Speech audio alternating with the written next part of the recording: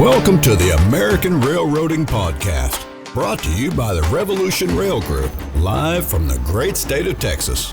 Join us as we educate, entertain, and explore the world of American railroading. Here's your host, industry veteran, Don Walsh. Well, hey, welcome everybody to the American Railroading Podcast. I am your host, Don Walsh, President and CEO of the Revolution Rail Group. We are the anchor sponsor for the American Railroading Podcast. We are a consulting and brokering firm in the railcar industry, so if you're needing help with anything related to railcars at all, really, buying, selling, leasing, or subleasing railcars, we can help you with that. We can also help you with anything related to merger and acquisition questions you may have, market analysis, process flow analysis, anything of that nature. We can help you. You can reach out to us at 844-455-3434. You can also email us at info@therevolutionrailgroup.com.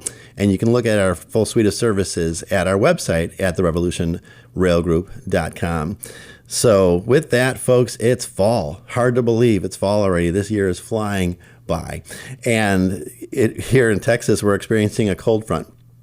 And by that, I mean, it's 91 degrees today. So, but hey, we'll take it. It's been 100 degrees for 2 months straight. So I'm good with 91 degrees. But the short sleeve shirts are going away in the next episode as the holidays are coming. Hard to believe, right? The leaves are going to start changing and all that kind of fun stuff. With that idea in mind, we really wanted to talk about a fun episode today with some fun rail excursions. I know that we've been talking about doing that for some time now. You hear it on our intro every episode. Right? And we're going to get into that today. I think you're really going to enjoy it. Also want to let you know that we remain in the top 10% globally for all podcasts worldwide, which is truly incredible. That is over 2.7 million podcasts that we're ahead of in the world, which is unbelievable. So thank you so much. We've been downloaded in 20 countries so far. We've been downloaded on over 32 different podcast platforms. Like I said previously, I didn't even realize there were that many podcast platforms out there. Truly a blessing. So please continue to download, to share, to subscribe, and also please continue to leave us reviews, because the reviews are the way that we're really kind of ranked in podcasts. So the interwebs pick up these algorithms based on the reviews that you give us, especially on Apple Podcasts, Spotify, places like that. It really helps to push us out to more listeners and get us to more people that can hear us and enjoy us. Also, if you've liked what you've heard, you can buy us a cup of coffee. And I know some of you that have listened to our episodes before, you've heard this before. You can go to our website at americanrailroading.net. You look at the bottom left-hand corner of your screen, and there's a little yellow coffee cup. And you can click on that coffee cup, and you can buy us 1 cup, 3 cups, 5 cups, or 10 cups of coffee. And it goes to help support the podcast and support our endeavors in doing the podcast. So if you've already been someone who's bought us a cup of coffee, thank you so much. And if you're looking forward to doing it in the future, thank you as well. Please do not feel obligated, but if you'd like to, we would surely appreciate it. Folks, our challenge coins are in. I am so excited. They look amazing. I actually have one right here next to me. I'm not going to show you yet. You're going to have to wait to the end of the episode. So I hate to give you a teaser, but I have no choice. You're just going to have to wait. And also at the end of the episode, we're going to be announcing our Honor Our Heroes Gift Package Award winner. So we're going to be drawing the name at the end of the episode. So wait through to the end of the episode. Don't end when we say goodbye to our guest for today. There's going to be more. We're going to do the drawing. We're going to announce the name. We're going to read actually the submission for that individual, the winning individual, and I'm really excited about that. So looking forward to that. We also have our merch coming online. The merch has been designed. It looks incredible. I'm very excited by how everything's turned out. We're talking hats, shirts, hoodies, travel mugs, you name it. It's going to be there. You'll have your choice of representing American railroading or the American Railroading Podcast. You'll see that there's both. So, and the reason I did that was because American railroading is a passionate thing for people. You love America, you love railroading, you may be in the industry or you're just a fan. Either way, you can support the podcast itself or you can support American railroading. And one of the reasons I do that as well is that we really want to see people embrace more pride in the railroading industry that you're in, right? Or that you're a fan of. So now you can do that. You can do that proudly with your hat, your hoodie, your t-shirts. I think you're going to really like what we've done. So I can't wait for you all to see it. And we're hoping to have it go live on our website, AmericanRailroading.net, yet September. So that's what we're pushing for. So stay tuned. And if you're not following me on LinkedIn already, please do that. I think I have 2,000 some odd followers on LinkedIn. That's where I do the most of my updates. So you'll see when the merch goes live, I will announce it on there even before our next episode. And again, stay tuned to the end of the episode today so you can hear who is our winner of the Honor Our Heroes gift package. And it may be you. So hang in. We're going to be getting to that shortly. So again, you've heard in the intro of saying that we're going to be talking about fun railway excursions that folks can do. And today's episode is the first in that series. And I'm really excited to talk to our guest today and to talk about the Broadmoor, Manitou, and Pikes Peak Railway in Manitou Springs, Colorado. That is a mouthful, I know, but it is a wonderful place. It's one of my favorite places to go to do a rail excursion. Anytime I'm in Denver, Colorado Springs, or Pueblo, Colorado, I make sure I make the drive over to Pikes Peak Cog Railway. I absolutely love it, and I'm really excited to have our guest with us today. Our guest is Ted Johnston. Ted is the general manager for the Broadmoor, Manitou, and Pikes Peak Cog Railway in Manitou Springs, Colorado. Ted graduated from the University of Oklahoma Price College of Business with a Bachelor of Business Administration degree in Supply Chain Management. We talked about supply chain recently, actually, in a previous episode, so it seems appropriate. Prior to his time at Pikes Peak Cog Railway, Ted was principal consultant for R&L Banks and Associates in Washington, D.C. He was also with Union Pacific Railroad, where he was manager of yard operations in Enid, Oklahoma, which I'm very familiar with, and manager of train operations in Coffeyville, Kansas, which I'm also very familiar with. He's also a board member of the Manitou Springs Chamber of Commerce. And with that, Ted, I say welcome to the American Railroading Podcast. Hi, Don. Thanks for having me. It's my pleasure, and thank you for being here. Is there anything else that you would like to mention about yourself that I had missed that you'd like our audience to know about you? No, I think that pretty well covers my professional background, my time at UP and my little time as a consultant out in D.C., and been here at Pikes Peak for just over 5 years now. So, very good. So I have to ask, how in the world did you go from Washington, D.C. to the top of Pikes Peak? How did you make that transition? Just kind of a right place at the right time. When they made the decision to rebuild the railway, Spencer Wren, who was my predecessor, he looked at the timeline and told our executive team at the time that he was thrilled they were going to be rebuilding the railway, but he wanted to retire at some point. He'd been with the railway, I think 38, 39 years at that time. And, so luckily being owned by Broadmoor and the Insurance Corporation out of Denver, when he informed them of that, they had the foresight to go and find an assistant general manager that could come in, be a part of the project, learn from Spencer, but then also be able to get the reins handed over when the railway reopened and Spencer decided to retire. And a little bit of overall history about cog railways in general. According to Wikipedia, which of course everything on you can find anything on Wikipedia, it states in part regarding the history of cog railways that the first cog railway was Middleton Railway between Middleton and Leeds in West Yorkshire, England, where the first commercially successful steam locomotive ran in 1812.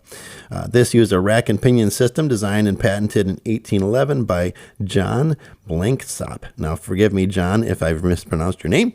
The Mountain Cog Railway was the first Mountain Cog Railway was Mount Washington Cog Railway here in the U.S. and New Hampshire, which carried its first fare-paying passengers in 1868. The track was completed to reach the summit of Mount Washington in 1869. And I believe the Pikes Peak Cog Railway came along shortly thereafter. So can you tell us a little bit about the beginnings of the Pikes Peak Cog Railway and what made someone decide to do such a thing? Well, so the person that decided to do this is probably somebody that most people have heard of, but wouldn't have any ideas associated with the Cog Railway. It was a gentleman by the name of Zalman Simmons, which if you've ever slept on a Simmons Beauty Rest mattress, it's the same guy. Mr. Simmons was an entrepreneur for his time, and he had invented a a telegraph resistor or insulator for the Army up on Pikes Peak. And so he came out here and he took a 3-day burro ride up to the summit.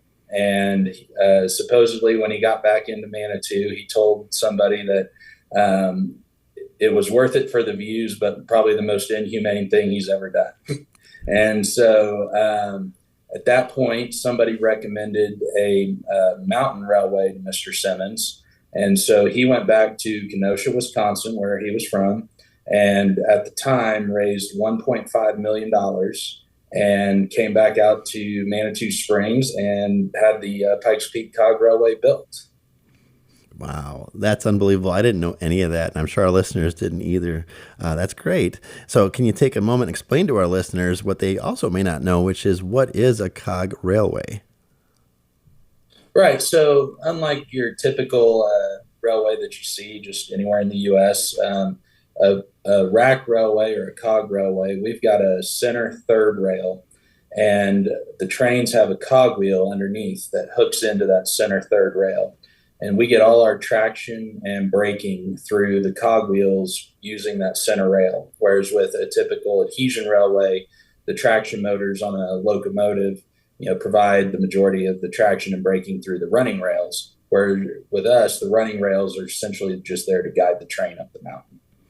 And I try to explain it to people, it's like a watch gear almost, right? How it locks in there, and it actually pulls the train up.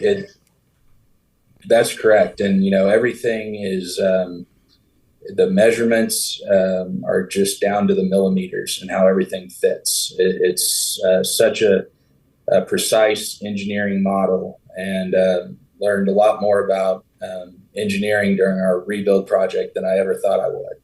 I imagine so, for sure. And I don't think that train could make it to the top of Pikes Peak without a cog system, right? Correct. Our average gradient was 16%, and we've got 4 locations of 25%, and then one very short location, 26%, that is our steepest grade. Very good. And you're based in Manitou Springs, Colorado, which is a short drive from Colorado Springs for those that aren't familiar. It's a really neat city, I think, and truly feel, when you get in there, you truly feel like you're in a mountain town. What can you tell us about Manitou Springs? So, like you said, it's a quaint little mountain town here at the base of Pikes Peak. Really driving over from Colorado Springs into Manitou Springs, you really never know you left one and came into the other. That's how close we are. But we're generally a tourist town. Our summer season of Memorial Day to Labor Day is by far our busiest time of the year. And, we're right here at the base of Pikes Peak. We're home to, quite a few different attractions and plenty of hiking trails, mountain biking trails. Manitou is known for its springs, though. When this town was founded back in I believe it was late 1800s, it was originally founded because people from the East Coast would come out and come to the spas here in Manitou because they thought it helped cure tuberculosis. And so, and one thing that, as medicine evolved over time, it was really just the dry climate here in Colorado that helped with that. But that was really how the town got its founding. Yeah, that was some pretty good marketing from whoever came up with that, right? And as you drive into Manitou Springs, you see an old steam locomotive on display at a park on your right-hand side as you come in, or as you come through, which I believe is one of the original Pikes Peak Cog Railway locomotives. Is that correct? That's correct. Number 2 is down in Manitou Springs.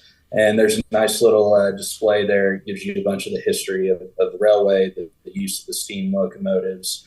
And it's just a nice little welcome into Manitou. Yeah, it's really neat. I stop there pretty much every time, even though I've seen it countless times. And there's a little creek that runs through the little park there as well. And there's always deer running around. It's really a neat location. And I believe I've told you before that I actually have a print of that. I believe it's that locomotive, but it's a locomotive on the Pikes Peak Cog Railway from 1914, actually in action, which is really neat. So I always enjoy seeing it when I come into town. As you continue to drive through Manitou Springs toward the railway, the roads get a little bit narrower, and you can really feel it getting higher. So what's the elevation of the Pikes Peak Cog Railway depot? So right here at the depot, we're right around 6,200 feet. And as you go up the mountain, you'll gain 7,800 feet about, and the summit of Pikes Peak is 14,115 feet. Wow. And as you make your way through those narrow roads that I talked about, you pass these cute homes that are built into the hillsides on either side. And then there's a sudden clearing, and on the left-hand side, you can see the depot, which has the ticket office, the gift shop, etc. And the architecture of the building, to me, always reminds me of something I would see in the Swiss Alps, I would think, right? So is that kind of the intent behind it? Do you know? Yeah, so we jokingly refer to it as a Bavarian Victorian. And when we had our big renovation project, we were looking at things that we could change or do differently with our business. But one thing that we were not going to change was the look and feel of this historic depot. Just like you said, the feeling of you pull up and all of a sudden you feel like you're immersed in the Swiss Alps. It's just, it's a fantastic, we're located in a really fantastic place with great architecture. And it just adds to the ambiance of the railway. It certainly does. And with Pikes Peak in the background, it is truly picturesque. So walking through the process now, right? Once you get there, you park your car, you go buy your tickets. And the next stop is the gift shop, which I always make a run for the gift shop, whether I need something or not. And so folks can tell I've been there a few times. But there's no shortage of goodies in there, right? So it's included... with the goodies, there's some important items for sale, such as sweaters, hats, and gloves, which it may be, reasonably warm at the depot, but folks may not think about the fact that it might be a little cooler up top. So on the one visit, I went ahead and bought myself a hoodie, and I'm sure glad that I did, because it was significantly cooler as we went up in elevation. So what kind of temperature variations can there be from the base at the depot where folks board the trains to the top of Pikes Peak? So generally we see a 30 to 40 degree drop in temperature by the time you get to the summit. You factor in that up on the summit, there's nothing to protect you from the elements. And especially in the winter, you just get the slightest breeze and the wind chill drops even further than what the actual temperature is. But, also too in the winter, though, it's when it's most clear up there, it's so crisp. There's times you can see Denver International Airport from the summit of Pikes Peak. It's pretty impressive that time of year. So I had no idea. That's really cool. So if they don't have their hats and gloves when they come, they can always buy some at the gift shop there, and I highly recommend that. Some other very important items in the gift shop, which you may not think about, is bottled water, and you even have, or I believe you still have, the oxygen canisters, right? Both are worth considering for folks due to the significant increase in elevation from the train depot to the top, and the pace at which the elevation changes take place. So can you take a moment and talk about how water and/or the oxygen canisters could help make someone's ride a little more comfortable, especially if they're concerned about the altitude? Absolutely. So water is the best way to combat the effects of altitude. And so for those that don't know, as you get to the summit of Pikes Peak, you're down to about 60% of oxygen that you normally have here at the base. And so it just takes your body a little while to adjust. You might feel a little woozy initially. Most people get over it, fairly quickly. But for those that have a little tougher time, we do have oxygen available. And just a little puff of oxygen every now and then up on the summit can really keep you going. And we highly encourage our customers to drink plenty of water. We do offer the oxygen. One thing I do like to tell everybody though is we don't just sell regular single-use plastic bottled waters here anymore. As part of our sustainability initiatives, we've moved to reusable water bottles. They do cost a little more than your single-use plastic, but that's one thing that we're really focusing on is our sustainability initiatives. Yeah, which is wonderful. And how long does it typically take to get from the depot to the top? It's an hour and 10-minute ride up. That's your typical. Usually, if you're on the first couple trains of the day and don't have any train meets along the line, you can make it in about 55 minutes, though. Okay. And once the train is underway, the ride to the top is truly breathtaking. I have done it. I've never made it to the very, very top. And I'll get to that in just a moment. But the ride is breathtaking. The views are amazing. Beautiful trees. I don't know how else to explain it, but babbling brooks, little creeks that you'll see along the way as well. Rock formations. And I took a lot of pictures, and I always do. I laugh at myself because I've been there several times, and I still take pictures like I've never been there before because I always see something different. So in addition to the great views, you also have a great staff. And I'd love to compliment you on your staff. They're amazing, and they tell stories along the way. So can you tell our listeners a little bit about the wonderful staff that you have and what they can experience on their ride with your team as far as the storytelling and the journey itself? Absolutely. And like you said, we have a fantastic group here at the railway. They really do care about our customers and do everything they can to make sure they provide a top-notch journey. We are owned by a 5-star, 5-diamond hotel, so customer service is always top of mind around here. So as you go up the mountain, our conductors, their number one priority is the safety of the customers on board, first and foremost. But secondly is to provide some entertainment. And so as the train goes up the mountain, they point out different geologic formations. They talk about the history of Pikes Peak. But what they're best known for is some of the corny dad jokes that they throw in along the way. And so, I've had people that are repeat customers come up and always tell me that, their favorite joke is, when we start down the mountain, the conductors will say, we've got 3 different types of brakes on this train, but just in case, there's 2 big springs at the bottom, Manitou Springs and Colorado Springs. And that one sticks with everybody. And so they really do a good job, though. And as much as they enjoy giving the spiel going up the mountain, what they enjoy more is talking with the customers on the way down. Because on the way down the mountain, they go row by row on the train, ask if customers have any questions. And we really try to be a good source of knowledge, not just about the railway, but the Pikes Peak region as a whole. Yeah, and let's take just a moment and talk about the Pikes Peak region because there is a huge rally, right? And that's what I first thought of before I ever went to Pikes Peak is I heard all about this race. So I know it's not necessarily a part of what you do, but can you just take a moment and touch on the history of Pikes Peak and some of that fun stuff? Right. So Pikes Peak is the tallest mountain on the Front Range here in Colorado Springs. 14,115 feet. It truly stands out amongst the rest of the mountains here in the region.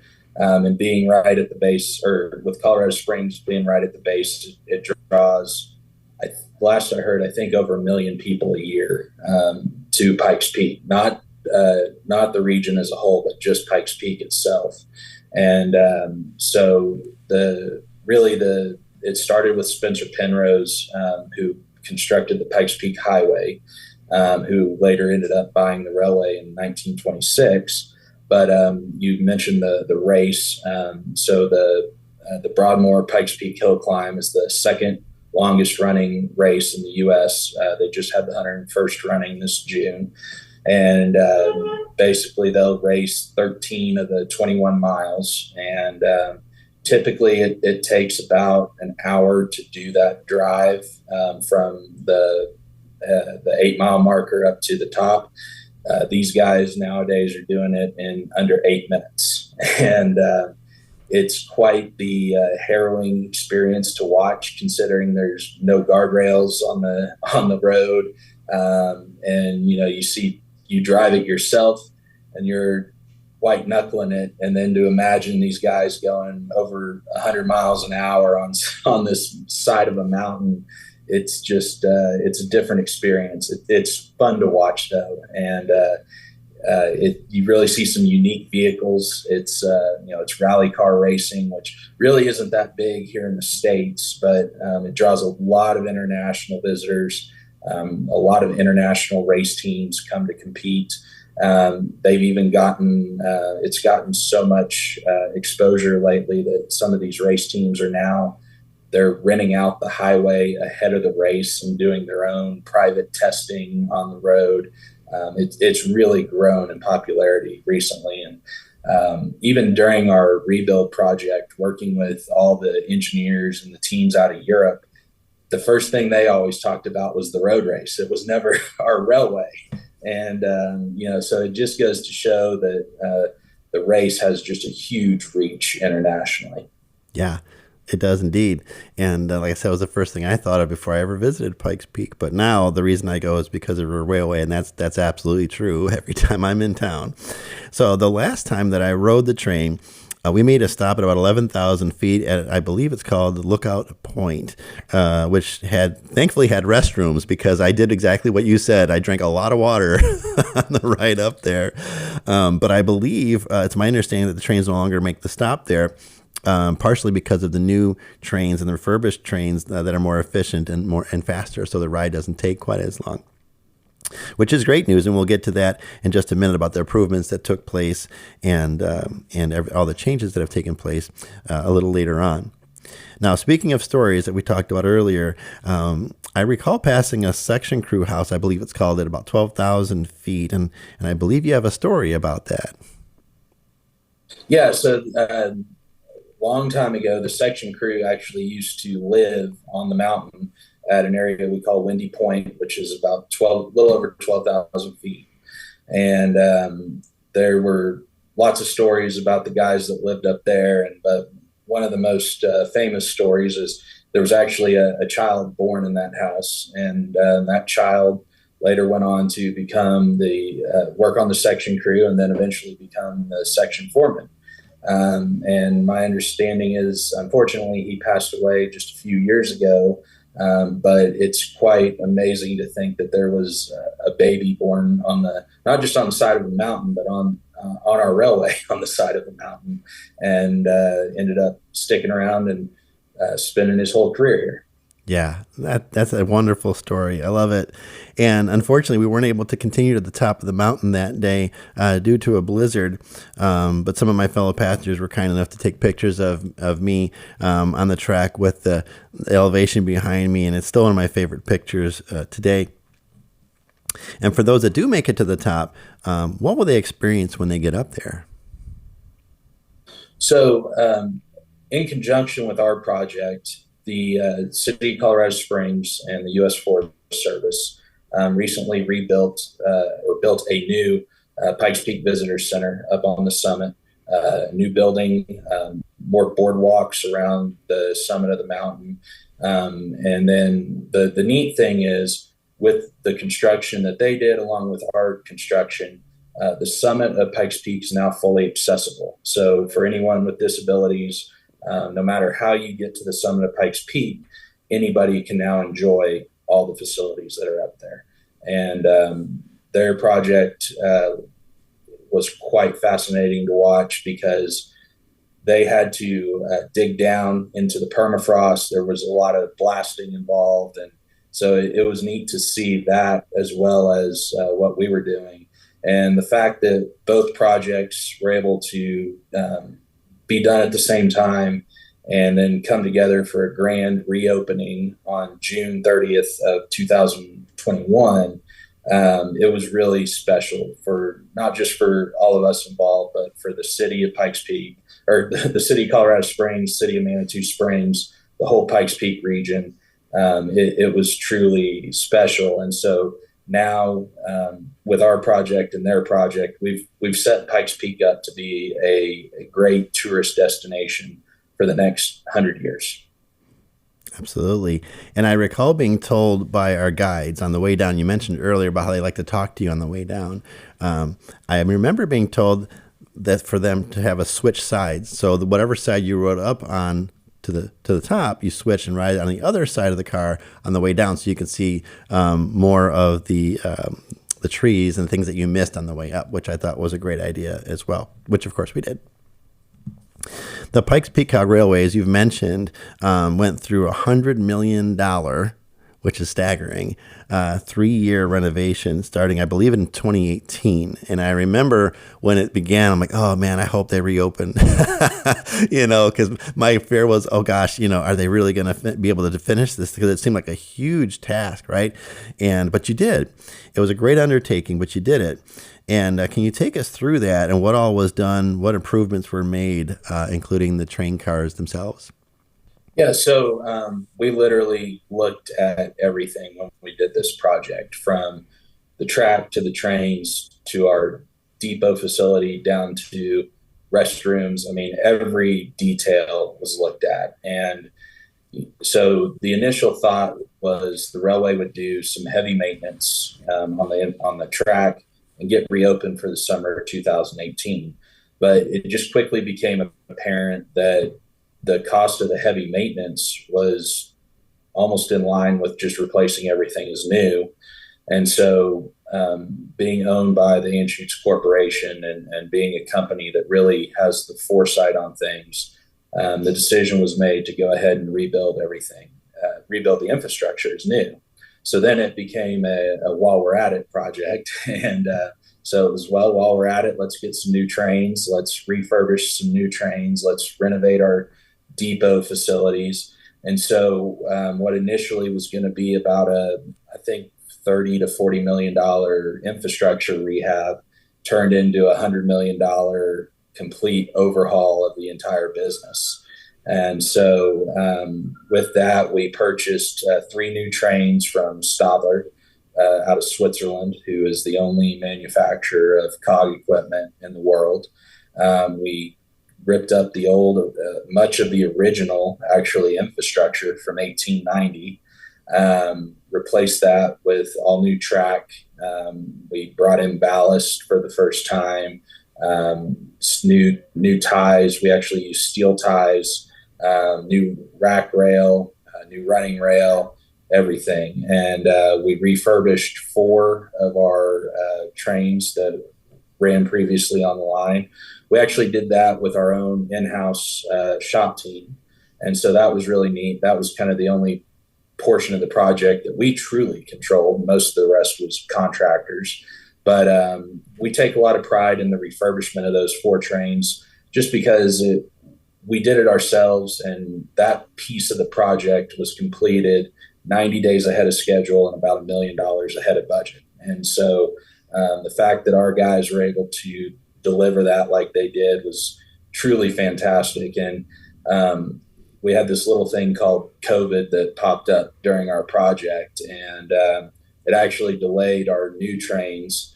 And so being able to have those refurbished trains done and ready to go allowed us to still open on time and start getting people back up America's Mountain early.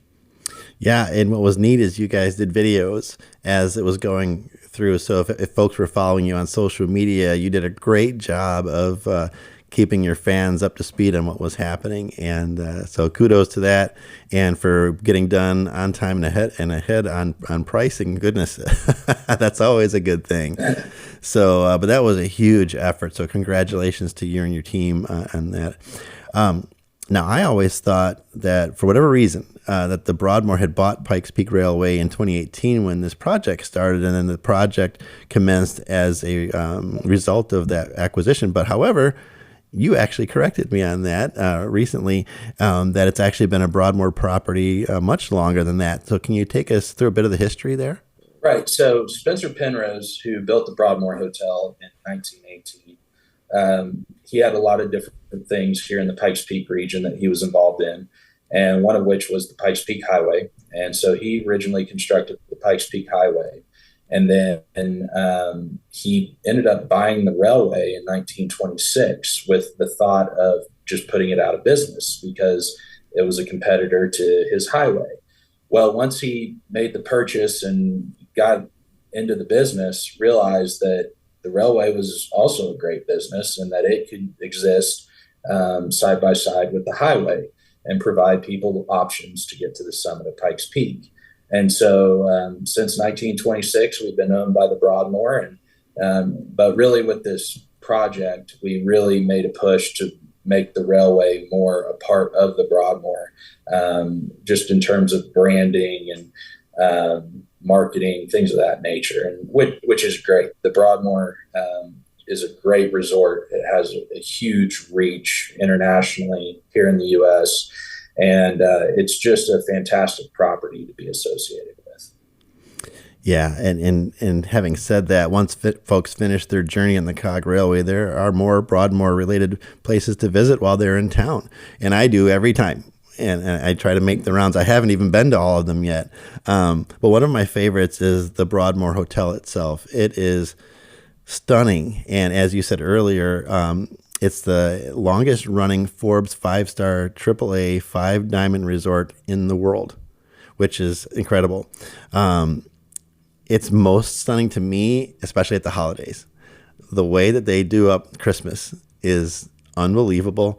The one time I was there, I saw, being a train guy and loving trains, it was a full-time Steve locomotive made out of chocolate and cookies. I'm like, oh, I mean, I would have made every effort to eat as much of that as I could, but they wouldn't let me. They wouldn't let me pass the ropes. But I just thought it was the coolest thing.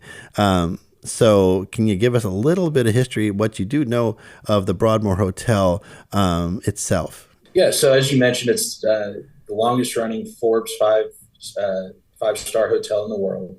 It has about 784 guest rooms. We've got 2 championship golf courses. In fact, the East Course will be hosting the 2025 U.S. Senior Open here in a couple of years. For those of you that might be interested in golf, and Phil Mickelson will be competing in the Senior Tour at that time, so we hope he makes an appearance for that tournament. We have a 5-star spa that is truly spectacular. Tons of great restaurants. We have an Italian restaurant, Ristorante del Lago, Steakhouse, La Taverne. Summit is another one of our fine restaurants. So just plenty to do. We also, from an attraction standpoint, have the Broadmoor Seven Falls, which we refer to as the grandest mile of scenery in all of Colorado. You walk into this canyon. It's about a mile back to the back of the canyon, but when you get there, you just have this magnificent waterfall, along with another one of our restaurants, Restaurant 1858, which is unique in that it serves more of a Colorado flair on the menu. Food is absolutely fantastic, but once you get back there, if you want to grab a drink and just take in the scenery, it's a great place to do it. In fact, this year they even rolled out a little food truck back in there called Falling Waffles. It serves some of the best ice cream and waffle cones you can find anywhere. I really enjoy it. I think it's fantastic. We also have our soaring adventure. We have 2 zipline courses. So you can either do one course individually, or you can combine both courses. I recommend combining both courses. You zip through this canyon, and it's a whole new way to take in the scenery of Colorado Springs. And there's some rope bridges that are a little hairy if you're scared of heights, but it's so interesting and unique to go on that zip lining course and just take it all in. Let's see, what else do we offer? We also, in conjunction with our partner Broadmoor Outfitters, offer a cog up, bike down the Pikes Peak Highway experience. That's typically just in the summer and weather permitting on the highway, but you show up here at the depot, you ride the train up, and then your guide meets you on the summit and puts you on a bicycle and takes you down the Pikes Peak Highway. So it gives you an opportunity to experience both sides of the mountain. That is neat. I never heard about that. So I'm glad you mentioned that, because that's something I would definitely love to do. And the zip lining, I've never done it there, but I have done zip lining before. And you're right. The rope bridges are the biggest challenge, but it's also always a great view. And the zip lining itself is the fun part. zipping through the trees. Absolutely. I think is great.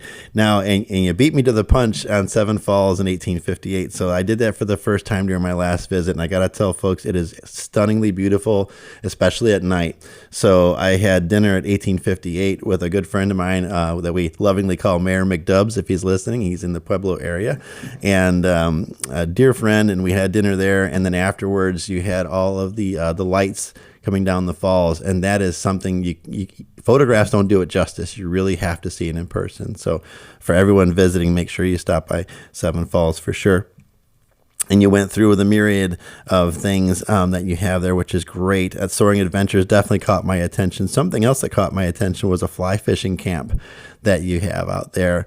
And then various luxury mountain stays, including Cloud Camp, which just the name of it alone sounds really cool. And so people can make an entire vacation out of it, starting with their visit to the Pikes Peak Cog Railway and going from there. There's so many things that folks can do. And they can check out different adventures that they can do at Broadmoor.com, and it's spelled Broadmoor, Broadmoor.com. So I also believe you have a relationship with the Grand Canyon Railway. Can you tell us a bit about them? Yeah, so the Grand Canyon Railway is our sister railway out in Williams, Arizona. It's owned by our sister company, Xanterra, who does a lot in national parks. And so they own the railway. And if you're ever out west, going out on I-40 and want to stop and do a train trip, you can stop there in Williams. They even have their own hotel associated with the railway. So you can put yourself up for the night and then take the train out to the south rim of the Grand Canyon. And that's something that I would love to do. I've only been out there once, and I visited. It was a Holopi, I believe, Holopi Indian tribe reservation that we got to go out and check out the Grand Canyon that way, which is amazing seeing it from the top, because there was a glass walkway that was a 4,000-foot straight drop. That took a little bit of courage to stand on, but of course, knowing me, I was up there jumping up and down on it and freaking people out. So you're welcome, everybody.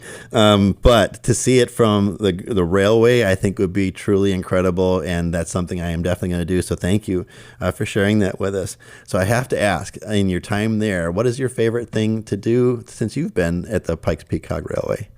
I just enjoy being able to go up the mountain. I mean, and especially in the wintertime. Like I said, it's absolutely gorgeous in the summer, but I think people discount the winter just because of the colder temperatures, and I don't blame them. But once you get up there and experience just a clear, crisp winter day, even if the temperature up on top is around 20-25 degrees, if the sun's out, it can truly just be a beautiful experience. And with the new Pikes Peak Visitor Center, you don't have to stay outside too long. You can just take in the views and then run inside, warm up, grab a famous Pikes Peak donut, check out the new interpretive exhibits that they have in there, and really immerse yourself in the history of Pikes Peak. That's one of my favorites. But also, too, with fall coming up, the fall colors on the mountain are spectacular. And we have a large aspen grove that we go right through. And the aspens are typically between 8 and 11,000 feet. And even still, once you go through the aspen grove, we'll take a turn and start going up the side of the mountain, and you'll have the ability to look back and look down on the aspen grove and just see it from a completely different angle, and all the different reds, golds, oranges that you see this time of year coming up. It's truly unbelievable. I agree. It's beautiful. And what time of year, like we're coming up on it, I'm assuming, when it starts to change. So what would be a great time if somebody wants to see the color change up there? So actually here over about the next 3 weeks is really going to be our peak changeover. I've already gotten reports that way up top, right close to tree line, they're starting to see a little bit of changeover. And so that'll just start working its way down the mountain here over the next couple of weeks, and really encourage anybody that really loves fall colors to come out and check it out. I totally agree. And something that I also wanted to mention really quick, and people probably laugh at me for this, but regarding the Broadmoor Hotel, going back to that really quick, it so captivated me that I thought to myself, geez, this would be a wonderful place to get married if I ever did. And my friends will probably laugh at me for that because knowing that I've never been married, but hey, it could happen, right? And so you actually did get married there. And so, right? I did get married there. Yeah. So tell us a little bit about that. We got married out there May of 2022, and it was everything both of us could have wanted in a wedding. That is great. And I can only imagine it was probably like a storybook, I would imagine. It's just such a beautiful place. So believe it or not, we're getting near the end of our episode already. So are there any other thoughts that you'd like to share with our audience before we go? Any fun events that are coming up around the holidays? Yeah, so we've got a couple things coming up here over the next few months. First is on October 9th, we'll have our last sunrise train of the year.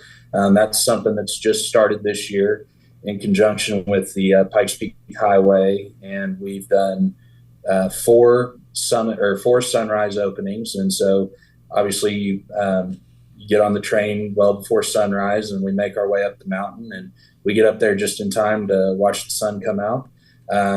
Weather dependent, of course, this time of year. In fact, our last sunrise train, we actually didn't get to see the sun at all, but when we got to the summit, we had 6 inches of fresh snow that had fallen overnight. And but one thing that I enjoy about our sunrise trains is we're partnering with different groups in Manitou Springs, and we're donating a portion of the ticket proceeds from those sunrise trains back to organizations in town. This next one coming up on October 9th will be benefiting the Manitou Springs School District. And then on September 29th, actually, we're partnering with the Mineral Springs Foundation here in town. They're the group that actually maintains all the springs that Manitou is historically known for. They're doing a fall foliage trip where you can buy a ticket through them and ride the 4:00 train on that Friday, go up, see the fall colors, and then come back into town. And then they're doing a Swiss themed dinner at one of the restaurants in town to go along with our Swiss theme here at the railway. So that's coming up. And then once we get into the holidays, Santa Claus will be at the depot every weekend between Thanksgiving and Christmas. And then even that whole week of Christmas, he'll be here. And so that's one thing that we enjoy doing. We don't do the Polar Express or a Santa train, and that's mainly from a safety perspective. When we're going up 25% grades, we just can't have people out in the aisleways doing all the singing and dancing that comes with that production. And so we find our own way to put a spin on the holidays. And similar, as you mentioned, the way that Broadmoor decorates itself during the holiday time, we also decorate the depot and put our Christmas lights up. And especially at night, it looks fantastic. And so that's what we have coming up. One thing I would like to tell everybody is, as part of our rebuild, we've moved completely to e-ticketing. So go online, purchase your tickets in advance. That's the best way to guarantee you a seat on the train. We do still have a ticket office, but if you do show up and try to buy a ticket, we can't guarantee that there's any availability for walk-ups.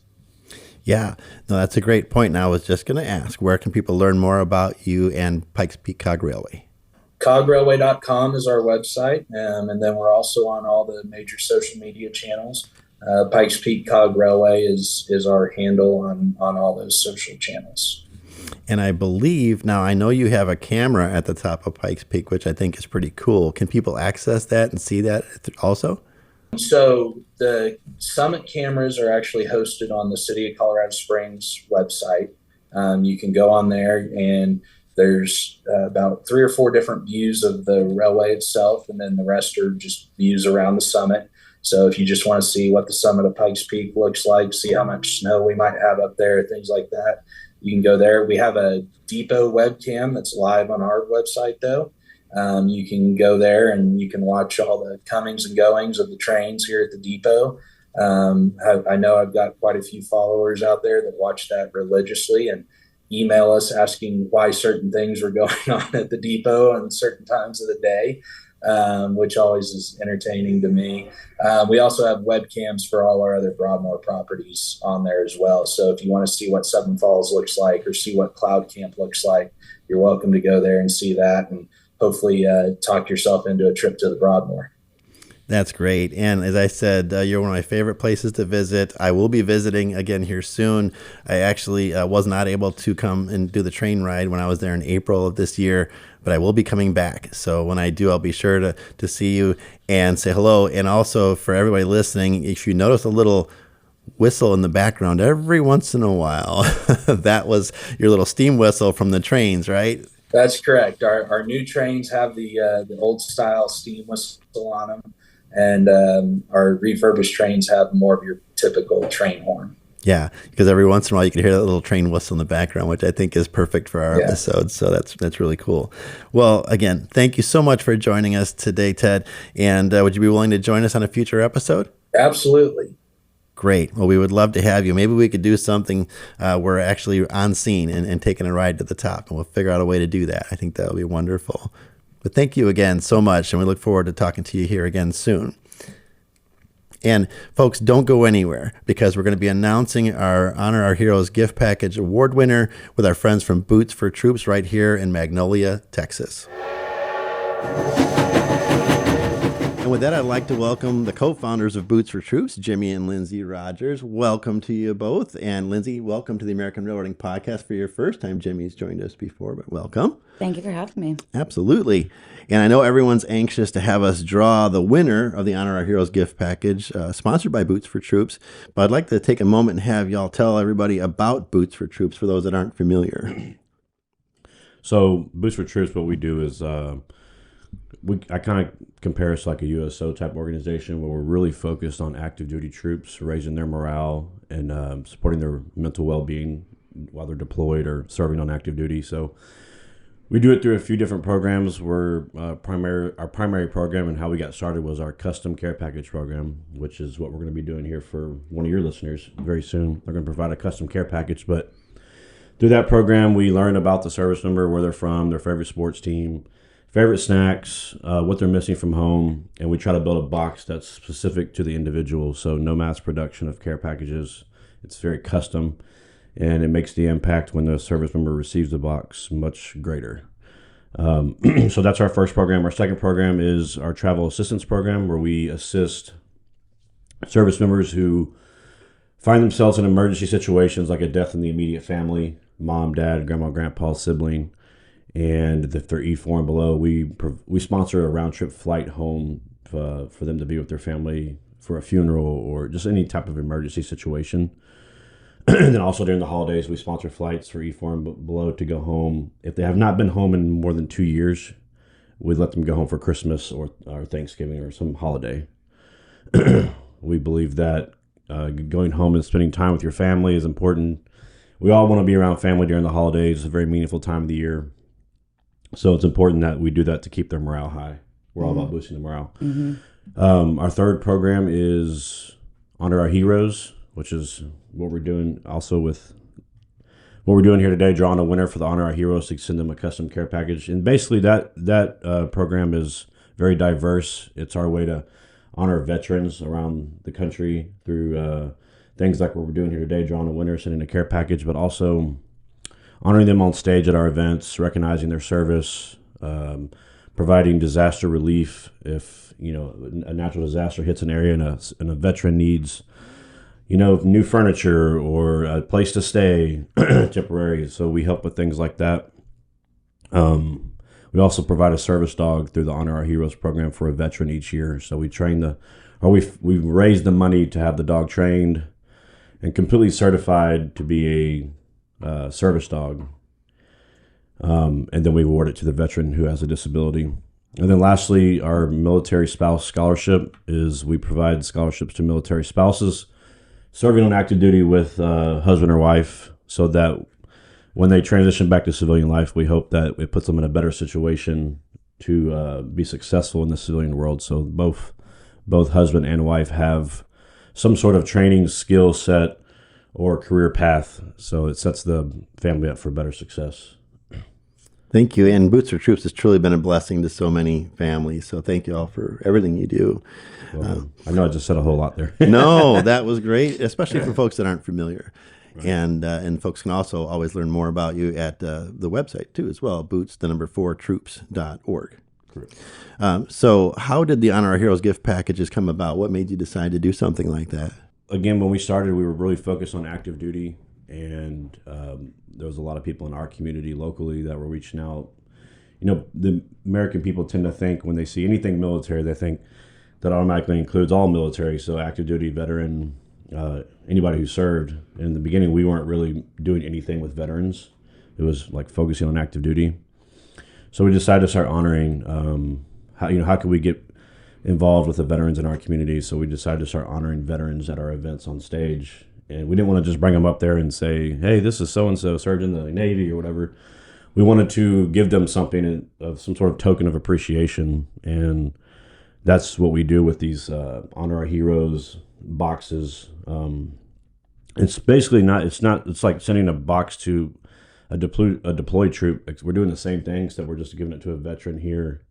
So we're getting to know that veteran, what their favorite sports teams are, what their favorite snacks are, maybe they have a favorite bakery, maybe they have a favorite sports team or a favorite hobby or something like that. And we build up a package so that they can receive something that's for them. Yeah. And what would you say is what can they look forward to? So our winner for this drawing and other drawings, because we're going to do this again, hopefully as well, maybe next year. So I know you mentioned whiskey. Maybe they may have some with their favorite whiskey. Since they're stateside, we can hook them up with that. Yep. And, hey, why not? But we will be calling the winner, and we will be asking them what their favorite things are, right? So it'll be specifically tailored to them, which I think is pretty cool. And we'll definitely include something, to do with obviously their branch of service and some just really cool tokens of appreciation. Yeah. That's really where our organization is. That's how we're so unique is. When people think care package, they think a bunch of boxes and stuff just put in a box and sent. Well, our team really goes to great lengths to really truly understand the individual in the customization of the package. So it makes it very, very special for them. Well, and Lindsay, I remember at Christmas, we also had letters that were in individual care packages, right? The people that were packing the boxes were putting letters in there, and then there were Christmas cards that some of the elderly had handcrafted as well. Yes. That I thought were pretty neat. So it's very special, I think, for folks. Okay. So with that, should we draw our winner? Yeah, I think so. Okay. So for those of you watching, using my Chicago Bears hard hat for this, because we, at least it'll be one way they're involved in a winner. And I'm saying that as a diehard Bears fan. So love you, but do better. So we feel the same way about the Texans. Yeah, exactly. We okay. feel your pain. So Lindsay, will you do the honors? Of course. Okay, I'm closing my eyes. All right. Let's see.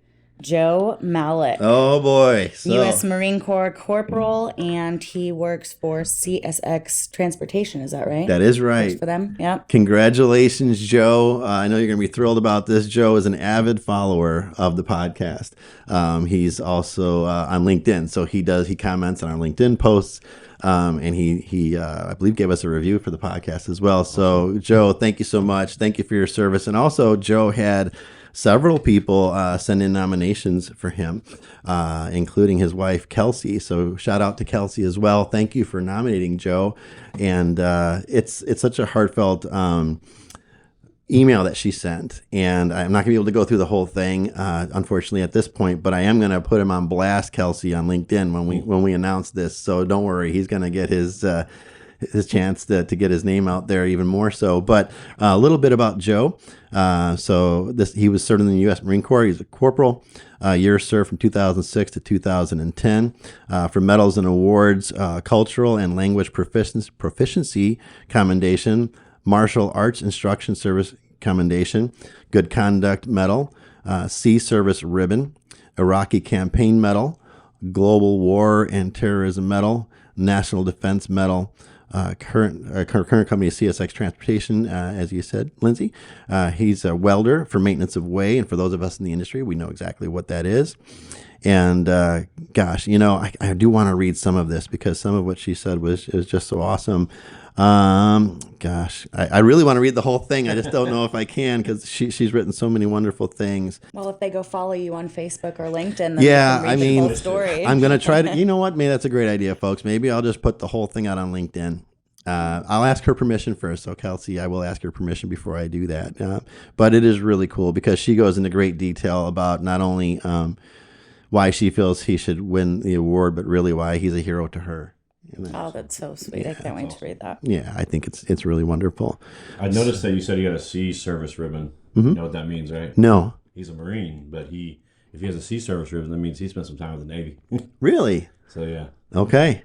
So he's a part of your... He's been on a ship somewhere for a period of time to earn that sea service ribbon. I think it's 90 days or something like that. So you have to serve on a naval vessel to get a sea service ribbon. I have one myself, so... Okay.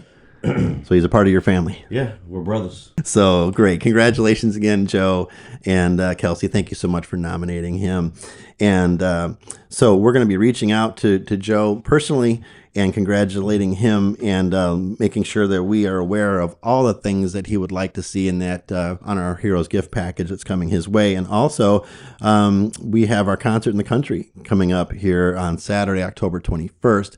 And so, Joe, you and Kelsey are invited. I believe we're going to include a couple tickets to the event in the care package. So if you can get here, you're more than welcome. I believe you're in Alabama, so you're not far, right? So you can make it, and you got time to plan. So hopefully we'll see you here, and hopefully we'll see others here as well, if you'd like to join us.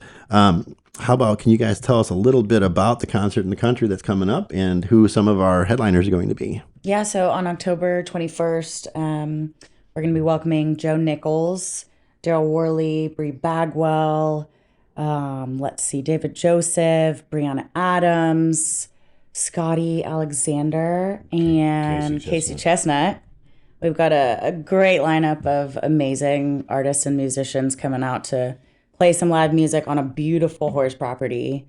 And we have vendors and food trucks, and it's very family friendly. We also do a barbecue cook-off, and so it's just a super patriotic day to come out, go to the country, hence the name Concert in the Country, and just listen to some good music and feel your pride and patriotism for the country. And you definitely feel it with the flyover. So there is a flyover that takes place as well. And I know that's one of their favorite things, right? And Yes. I recorded it last year, and you guys will probably laugh, but if you can envision this, I'm recording it on my phone as it's happening. And it's going over my head, and I damn near fell over backwards doing it. But it was worth it. Was that on the first pass or the second pass? The second pass. Yeah. That was a little bit of a surprise. But I do want to mention that if you're coming, like somebody like Joe, who may be in Alabama, if he does consider coming to the concert in the country, obviously, yes, going to have to fly down here, but make a weekend trip out of it, because on Friday night, we've added a little bit of a kickoff party with the Chad Cook Band and Southern Disposition. So Friday night at like 5:30 or 6, we'll open the gates for a small kickoff party with a food truck and 2 live bands, a cornhole tournament. So what I'm saying is that, come down Friday, stay till Sunday, and enjoy the whole weekend, because it's really a whole weekend full of festivities. Yeah. Except Sunday's more of like a cleanup, tear down day. But if you want to come back and help do that, you can do that. Put everybody to work. Yeah.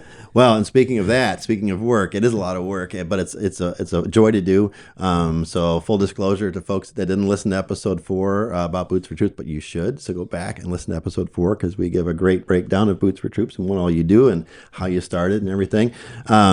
I am a committee member for the Concert in the Country, so I'm on the welcome committee. So if you come out, you'll see me there. So be sure to stop by and say hello, and love to talk to you, and love to talk to you about what you do and what you've done in the service, if you did. If not, if you're just a fan of the American Railroading Podcast, that's fine too. Love to talk to you. And Jimmy and Lindsay, of course, will be there as well, although they're very busy, so they'll be running around. I want to say something real quick about you, Don. Yeah, Don is a committee member. And Don has been on fire lately. He has been doing a lot of great things to help the committee and the organization. You secured a couple sponsorships. We have a huge potential partnership with a local gym that you've facilitated. So shout out to you, Don, for all the hard work and what you've been doing you're really setting an example for the rest of the committee of what a community member should be doing and contributing. So thank you for your hard work. My pleasure. You know, I love you guys. Seriously. So. Yeah. And I love what Boots for Troops does. And I love all the testimonials that we absolutely. see. And that's what it's all about. Yeah. So thank you again, guys, and thank you for sponsoring the Honor Heroes gift package. And again, folks, I'm going to be putting a post on LinkedIn that's going to put Joe Malik on blast. And so expect to see that after the episode airs, of course, because I don't want to do anything and ruin the surprise. Hope to see you at Boots for Troops concert in the country coming up here soon. If you haven't listened to episode 4 yet about Boots for Troops and our veterans in the railroad industry, please do that. And lastly, I would like to recognize our anchor sponsor, the Revolution Rail Group. Once again, we're a consulting and brokering firm in the railroad industry.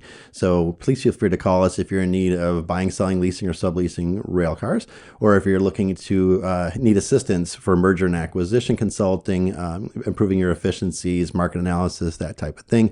You can reach us at 844-455-3434, info@therevolutionrailgroup.com, or you can see our full suite of services at therevolutionrailgroup.com. Stay tuned for our October episode that you don't want to miss that. Oh, and before I forget, we are including one of our, I can show it now, we're including one of our brand new challenge coins. See if I can get out of this package quick with the Honor Heroes gift package for Joe. So I'll put this thing up there. I don't know if producer John can get any kind of a look at that. There's the front, and then we'll flip it around. There's the back. I'll try to get a picture of this on LinkedIn when I do the blast on Joe or a subsequent post after that. But here, this is for you guys. Oh, thank you so much. You can add that to your collection. But that will be included also on our website once we get the merch launched. So that'll be coming up here soon in the next 30 days at the very most. You'll be able to purchase your own, and a portion of the proceeds of the sales of our challenge coins for the rest of 2023 is going to go toward our friends at Boots for Troops. So awesome. Thank you. Absolutely. All right, folks. Thank you. God bless you. Make it a great day, and we'll see you next time. Thanks for joining us on the American Railroading Podcast. If you've enjoyed what you've heard, please subscribe to the show on your favorite podcast app. And if you have a topic you'd like us to cover on a future episode, or want to support or sponsor the show, please visit our website at AmericanRailroading.net.